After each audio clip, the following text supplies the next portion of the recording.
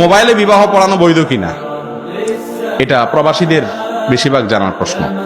এই যুগে ভিডিও কলের মাধ্যমে মোবাইলে বিবাহ হতে পারে, তবে সেখানে অনেক রকম ফ্রড হওয়ার, ধোঁকা হওয়ার, প্রতারণা হওয়ার সম্ভাবনা, আশঙ্কা একটু হলেও থেকে যায়।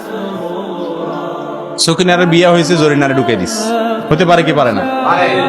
তো এই জন্য নিরাপদ পদ্ধতি হলো, ফোকাহে কেরাম সবাই বলেন এই যুগেও, ভিডিও কলের এই যুগেও নিরাপদ পদ্ধতি হলো তাওকিলের পদ্ধতি। তাওকিলের পদ্ধতি বুঝেন? তাওকিলের পদ্ধতি মানে হলো, মনে করেন ছেলে আছে সৌদি আরব, মেয়ে দেশে ঠিক হয়েছে, তো ছেলে দেশে তার ভাইকে, বাপকে, পরিচিত কোনো পুরুষকে উকিল বানাবে।